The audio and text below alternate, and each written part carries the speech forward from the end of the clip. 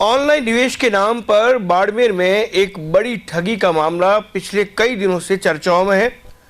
Barmer police थाना कोतवाली में इसको लेकर एक मामला दर्ज किया जा चुका है और पुलिस की टीमें लगातार इस मामले को लेकर इन्वेस्टिगेशन में जुटी हुई है कि आखिर ये मामला किस तरीके से बाड़मेर में प्रकाश में आया और किस तरीके से एक या दो नहीं बल्कि 3 दर्जन से अधिक लोगों को इस ठगी का शिकार बनाया गया।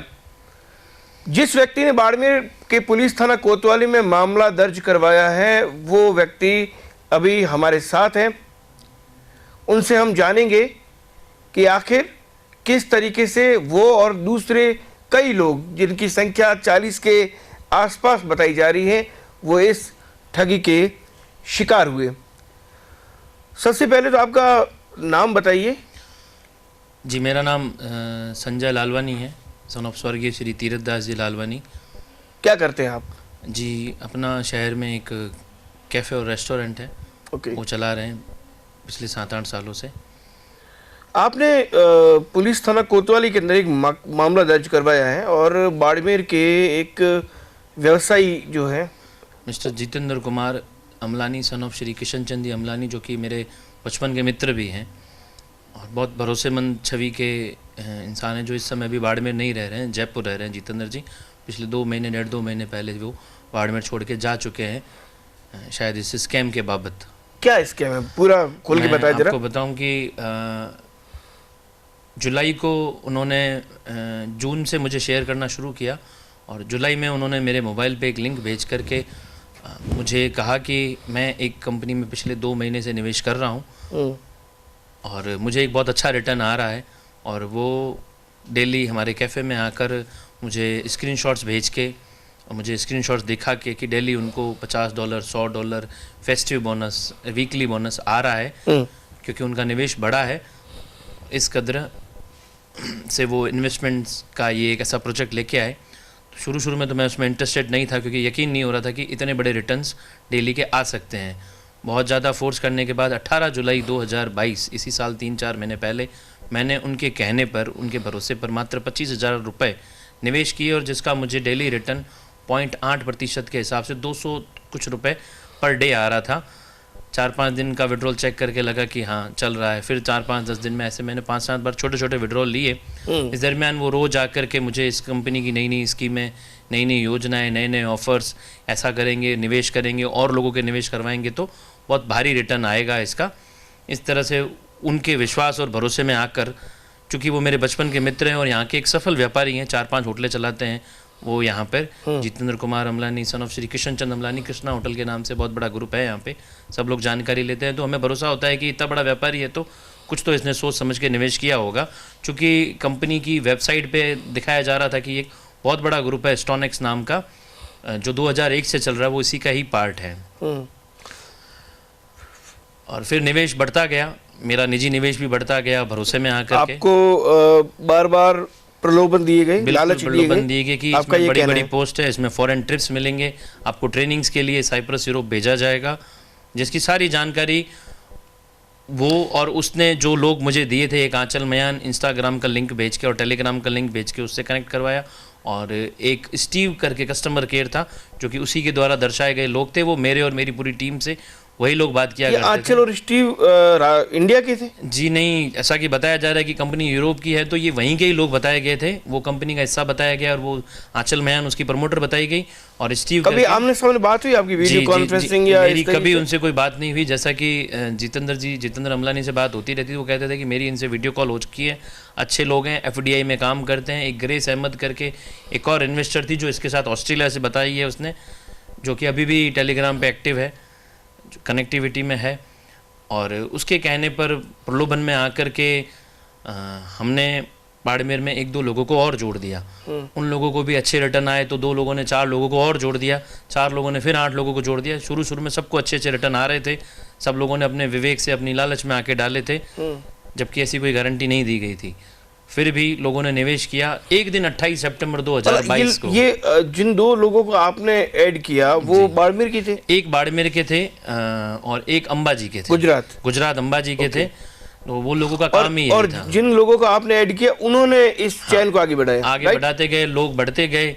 चूँकि लोगों को इतना टेक्निकल काम नहीं आता था, तो कोई समस्या आती थी तो वो लोग मुझसे आकर के मेरे कैफ़े में मिलते थे और मुझे उनकी समस्याओं का समाधान करने के लिए कंप्यूटर खोल के वो सारी चीज़ें करनी पड़ती थी। एज ए क्लर्क मैं इस कंपनी में काम कर रहा था। चूँकि कंपनी ने भी कहा था कि जब आप बड़ा काम करोगे तो हम आपको अच्छी पोस्ट देंगे, कोई प्रीमियम रिप्रेजेंटेटिव लेवल की। तो उसमें आकर के सब लोग भी निवेश करते रहे। निवेश की कोई गारंटी नहीं थी। फिर निवेश कितना हो गया लगभग अब निवेश तक? करीब 2.5-3 करोड़ के आसपास का निवेश 3 करोड़ रुपए। बिल्कुल हो गया है, जिसमें मेरे और बाकी सबके बाड़मेर के सब अच्छे अच्छे लोगों का निवेश हो गया। 28 सितंबर को कंपनी की वेबसाइट चलना बंद हो गई, जिसकी सूचना के लिए मैंने जितेंद्र कुमार को फ़ोन किया कि वेबसाइट दिख नहीं रही है, क्या चक्कर है। जिससे आप ट्रेड करते थे, जिसके अंदर हम लोग पैसा डालते थे, हाँ। जो वेबसाइट के अंदर जो उसने मेंशन करी थी जितेंद्र अमलानी ने, कि इसी में आपको पैसे डालने, जो स्टीव और आंचल कह रहे हैं वही करना है। और वो उन्हीं के ही लोग हैं, उन्हीं के ही बताए हुए दर्शाए हुए लोग हैं। और वही मेरी पूरी टीम से भी बात करते थे, हमारी पूरी बाड़मेर और अंबाजी की टीम से रेगुलर सबसे बात कर रहे थे, तो हम उनके भरोसे में रह गए। फिर जब स्टीव से बात करवाई उसने और मुझे आश्वासन दिया कि कंपनी मेंटेनेंस पे गई हुई है और कुछ दिनों में आ जाएगी या कुछ टाइम में आ जाएगी। चूँकि इस कंपनी ने बताया कि मैं एक बहुत बड़ी कंपनी हूँ, कोई बहुत बड़ी कंपनी कभी इस तरीके से वेबसाइट बंद करके मेंटेनेंस पे नहीं जाती, और हमारा शक बढ़ता गया कि हम लोगों का निवेश खतरे में है। हम जितेंद्र के कांटेक्ट में और स्टीव के कांटेक्ट में थे, लेकिन कोई प्रूफ नहीं था। फिर हमने इसकी ये शक जो है आपका, ये तब हुआ जब मेंटेनेंस में जी, आप बिल्कुल जो चली गई। एक डेट मेंशन कर रहे हो 28 तारीख, 28 सितंबर 2022 दोपहर को 3:47 पे वो मेंटेनेंस एकदम वो बंद हो गई। बंद हो गई। मेंटेनेंस का उसने कहा हमें, हमारे लिए तो कंपनी एक बार उस समय बंद हो गई थी। ओके। फिर जब हमने जो हिस्सा उसने बताया गया कि स्टोनेक्स के साथ में इसका टाई अप है, यूरोप का बहुत बड़ा ग्रुप है, हम वेबसाइट पे गए, गूगल पे गए, फिर आपने कई बार इन्वेस्टिगेशन किया अपने बिल्कुल स्तर पे? बहुत भारी लेवल पे इन्वेस्टिगेशन किया, क्योंकि करना तो पहले ही चाहिए था। पहले भी किया, जब भी कई सारी चीज़ें हम उनसे पूछते थे, कि जैसे उस वेबसाइट पे लिखा हुआ आता था कॉपीराइट 2022, मैं उससे कह रहा हूँ कि तू कह रहा है कंपनी 2001 से, वेबसाइट पे लिखा हुआ रहा है कॉपीराइट 2022, ये क्या मतलब है? तो उसने कहा सॉफ्टवेयर मेंटेनेंस का टाइम है ये, क्योंकि कंपनी बहुत बड़ी है, ये जब सॉफ्टवेयर मेंटेनेंस करती है तभी उसका वो मेंशन करती। तो हम एड्रेस भी हमने देखा कि हाँ साइप्रस का एड्रेस है। बाद में जब ये कंपनी मेंटेनेंस पे गई और हमने इसका पता लगाया तो पता चला अच्छा, कि एक बीच में और सवाल करो, जब तक ये कंपनी मेंटेनेंस में गई, जी जो 28 तारीख को, 28 सितंबर को, उससे पहले जितेंद्र का लगातार आपके कैफे और आपके नहीं, इससे 15 दिन पहले, वो 15-20 दिन पहले वो बाड़मेर शहर छोड़ के चला गया और उसने कहा मैं कभी बाड़मेर नहीं आऊँगा। मैंने कहा सारा व्यापार इसी शहर में है, तो सब कुछ छोड़ के कहाँ जा रहा है? वैसे जहाँ तक मुझे जानकारी है उसका कोई ऐसा व्यापार जयपुर में या किसी और जगह पे नहीं है, सारा है जो 4-5 होटलें हैं यहाँ पे, 30-40 नौकर उसके यहाँ काम करते हैं।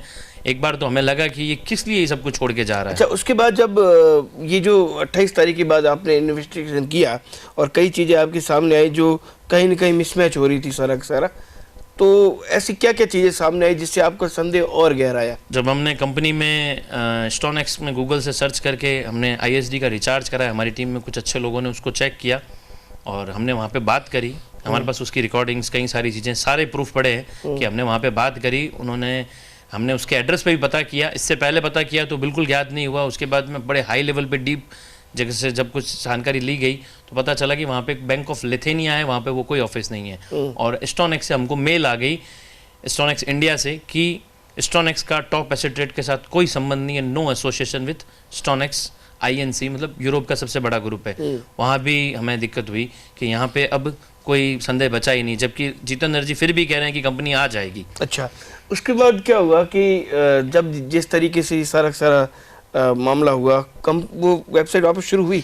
वेबसाइट फिर 4 दिन बाद में स्टीव से सब कांटेक्ट में थे, तो जब नहीं आई तो एक बार तो हमारे जान में जान आ गई। लेकिन फिर हमारी टीम में से किसी एक इंसान ने मुझे फ़ोन करके बोला, संजय जी ध्यान से देखो, उसमें एक अक्षर अलग है।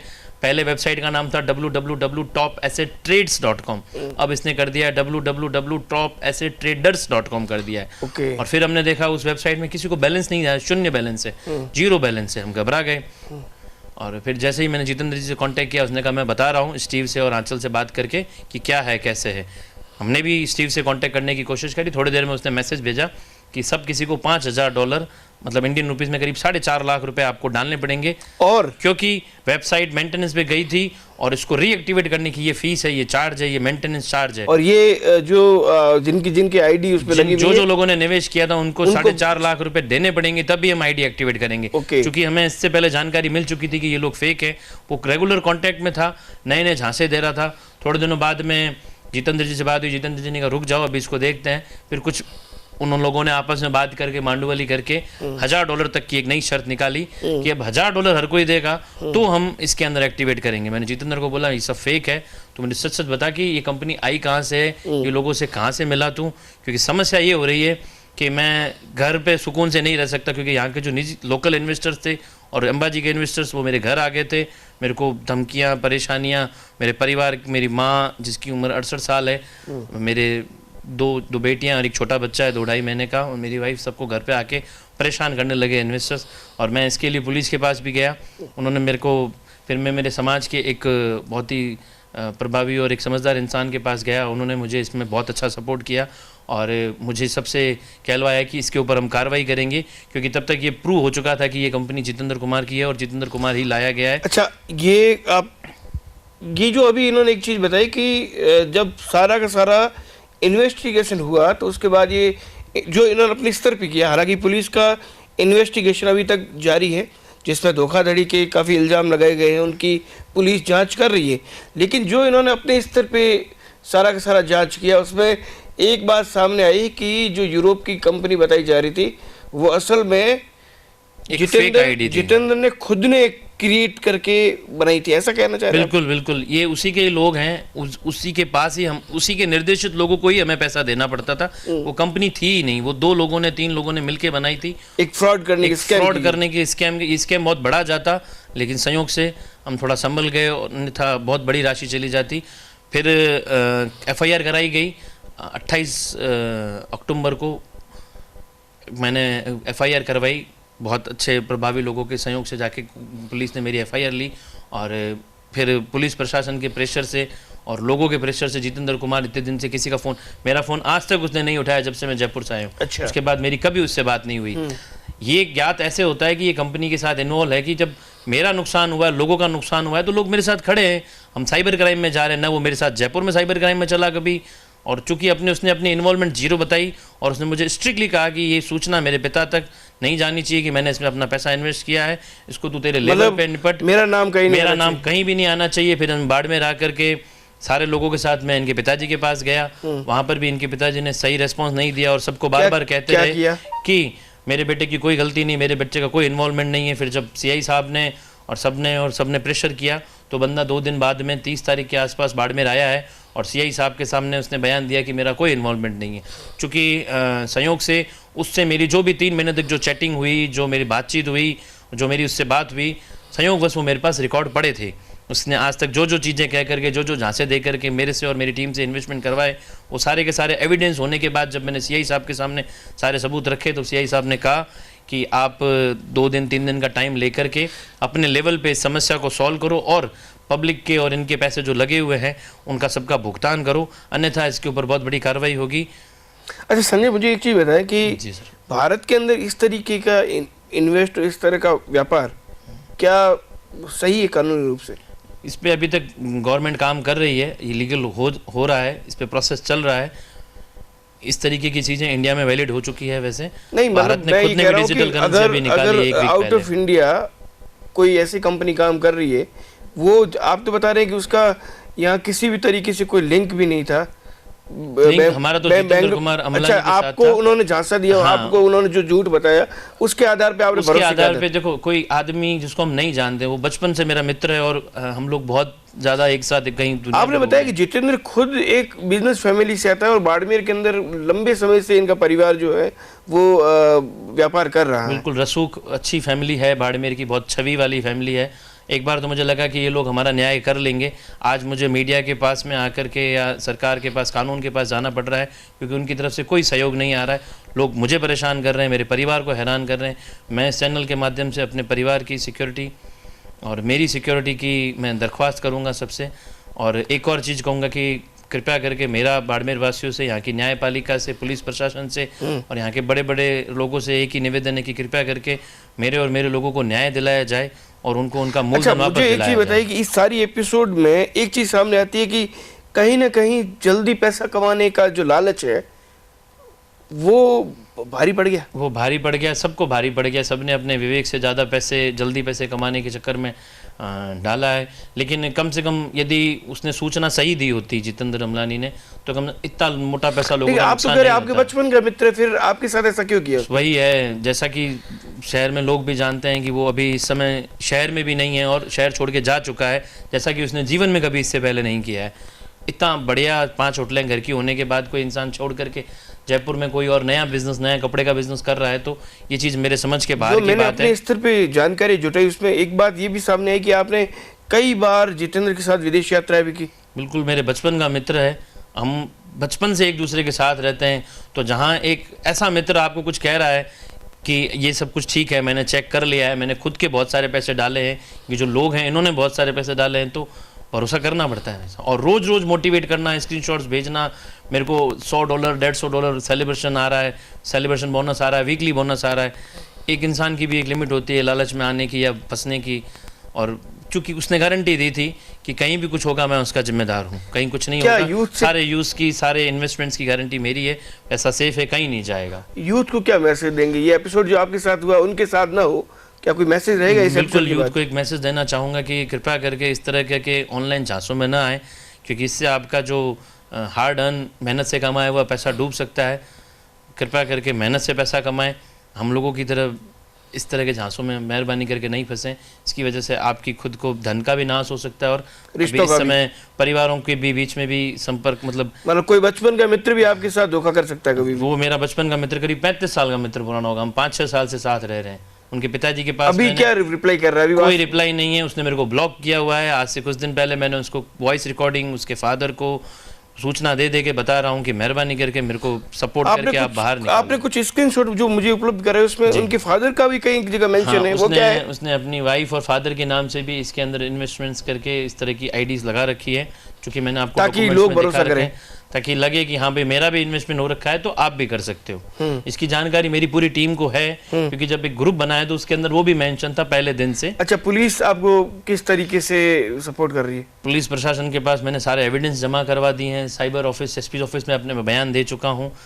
मैं अभी निवेदन करूंगा कि उस पर सख्त से सख्त कार्रवाई की जाए और मुझे और मेरी पूरी टीम को न्याय दिलाकर उनका मूलधन वापस मेहरबानी करके जब आप पहुंचाया जाए। पुलिस में जा रहे थे, जब आप लीगल एक्शन लेने की कोशिश कर रहे थे, तब आपको इस तरह से ब्लैकमेल किया गया कि मैं सुसाइड कर लूंगा? जी, हम जब उसके घर पे, उसके फादर के पास, उसके होटल में मिलने गए थे, तो वो अपने फादर को पर्सनली मैसेज करके कह रहा है कि मेरा उसमें कोई इन्वॉल्वमेंट नहीं है, मेरा उसमें कुछ भी नहीं है, और मुझे कह रहा है कि तू मेरे पापा के पास क्यों चला गया, और यदि तू चला जाएगा तो मैं आत्महत्या कर लूंगा। अब आत्महत्या करने की कहाँ जरूरत है यदि आप गलत नहीं है तो, और यदि आप सही हो और आपके पैसे भी डूब रहे हैं तो हमारे साथ खड़े हो जाओ। जब हम लोग भी कंपनी के खिलाफ कार्रवाई कर रहे हैं तो आप भी खड़े हो जाओ। यदि आपके पैसे नहीं डूबे, इसका मतलब कंपनी आपकी है, पैसे आपके हैं, आप नहीं चाहते हो कि कोई कानूनी कार्रवाई हो और आप इसके अंदर इन्वॉल्व हो जाओ। जयपुर में भी मेरे साथ साइबर क्राइम में नहीं चला, बाड़मेर में आज तक मेरे साथ, तो अभी उसने आया नहीं है, बाड़मेर में आया है तो उसने शायद मेरे और मेरे लोगों के खिलाफ मुकदमा किया है, न कि कंपनी के खिलाफ, जबकि पैसा कंपनी, इसके लोग, आंचल मयान और ये जो लोग इसने बताए हैं ये भी डमी लोग हैं, वो इसके द्वारा बताए और बनाए गए लोग हैं। बाद में जानकारी के दौरान पता चला कि ये लोग भी इस तरीके के नाम का कोई अस्तित्व नहीं रखते हैं। कुल मिला के इसमें 3-4 चीजें सीखने को मिलती है। एक, लालच ना करें, जी। दूसरा, भरोसा किसी के ऊपर ना करें, जी। और ऑनलाइन बिजनेस कभी भी आपके सुख, चैन, पैसा सब तबाह कर सकता है, रेपुटेशन, रिश्ते, यही माने। बिल्कुल, मैं आपसे दरख्वास्त करूंगा कि लोगों को भी अपील करें कि इस तरह के कामों में न जाएं। हमसे गलती हुई, हमारी गलती से सीख लें और भरोसा भी ना करें इस तरह के स्कैम में। अब मैं तो इतना ही निवेदन करूंगा, एक तो मेरी और मेरे परिवार की सिक्योरिटी की मैं गुजारिश करूंगा, और दूसरा मेरी और मेरी टीम को, जितेंद्र कुमार अमलानी, सन ऑफ श्री किशन चंद अमलानी से जो भी उसने पैसे सबके रखे हैं, मेहरबानी करके प्रेम प्यार से सबको दे दे, वो भी सुखी रहे, लोग भी सुखी रहे। मैं तंग हो गया हूँ पिछले 40 दिन से इस लड़ाई को। रोज़ दिन में 12 घंटे मुझे जंग लड़नी पड़ती है, कभी कोतवाली जाना पड़ता है, कभी लोग परेशान करते हैं, सारा दिन अननोन नंबर से फ़ोन आते हैं, धमकियाँ आती है, यहाँ तक कि 8 से 10 फ़ोन मुझे जितेंद्र कुमार अमलानी ने अलग अलग लोगों से करवाए हैं धमकी के बाबत, जो मैं उठा नहीं बंद कर दिया कि बस आप इसमें आप कानूनी कार्रवाई न करें, वरना आपके साथ बुरा हो सकता है। अच्छा। मेरे आसपास जो और भी इन्वेस्टर्स हैं उनको भी, जो इसके अंदर निवेशक हैं, उनको भी डायरेक्ट इनडायरेक्टली फ़ोन आ रहे हैं जो भी मेरे साथ हैं इसके अंदर कि आप जितेंद्र अमलानी का पक्ष लें, संजय लालवानी का पक्ष न लें, क्योंकि लोग सच का साथ दे रहे हैं। यदि मैं गलत होता तो मैं लोगों के साथ इस अभी मेरे शहर के अंदर खड़ा हूँ, मैं पुलिस कोतवाली में जा रहा हूँ, सारी चीज़ों की कार्रवाई कर रहा हूँ ताकि मुझे और लोगों को न्याय मिल सके, सबको अपना मूलधन वापस मिले, इतनी ही गुजारिश है सर। बिल्कुल, ये बताना इसलिए ज़रूरी था और इनको स्टूडियो में बुलाकर आज बताना इसलिए ज़रूरी था क्योंकि न केवल बाड़मेर बल्कि भारत पूरे में ज़्यादा से ज़्यादा पैसा कम समय में कमाने की एक अंधी दौड़ में और ख़ासकर ऑनलाइन बिजनेस की आड़ में जो स्कैम हो रहे हैं उसमें फंसने वाले जो घटनाएं हैं वो लगातार बढ़ रही हैं। हम रोज़ाना अखबार, टीवी, मीडिया, सोशल मीडिया हर जगह देखते हैं, पढ़ते हैं, सुनते हैं कि बहुत बड़े स्कैम ऑनलाइन बिजनेस के नाम पे हो रहे हैं। शुरुआत में लालच बताया जाता है, अच्छा खासा रिटर्न मिलता है, उसके बाद बड़ी राशि जैसे ही बहुत ज़्यादा बड़ी तादाद में जब इन्वेस्टर इसमें डाल देते हैं तो वेबसाइट जैसे इनके साथ हुआ बंद हो जाती हैं और ऐसे लोग जिन लोगों ने उनको भरोसे में लेकर वो इन्वेस्ट करवाया वो खुद शहर छोड़कर भाग खड़े होते हैं, लीगल कार्रवाई करते हैं तो धमकियां देते हैं। कुल मिलाकर एक बहुत बड़ी सीख यहाँ से इस एपिसोड के बाद जो दर्शक हैं उनको एक मिलती है कि लालच के कारण आपकी बड़ी मेहनत से कमाई हुई संपत्ति, धन सब खतरे में पड़ सकता है। दूसरा, भरोसा ऑनलाइन बिजनेस के नाम पर तो किसी बचपन के मित्र से पर भी ना करें, क्योंकि इनके भी बचपन के मित्र थे। दर्जनों बार विदेश यात्रा इन्होंने साथ में की। जब 5 साल के थे तब से दोस्ती इनकी थी, लेकिन दोस्ती कैसी निभाई वो आप देख सकते हैं। सबसे बड़ी बात यह है कि अब ये मामला पुलिस की जांच के दायरे में है। पुलिस इस पूरे प्रकरण की जांच कर रही है और इस जांच के बाद बड़ी से बड़ी परतें खुलेगी, तब ये बात निश्चित तौर पर सामने आएगी कि ऑनलाइन बिजनेस, ऑनलाइन इन्वेस्ट के नाम पर कितना बड़ा गोरख धंधा कथित रूप से जितेंद्र अमलानी नामक इस युवक ने बाड़मेर में खड़ा किया।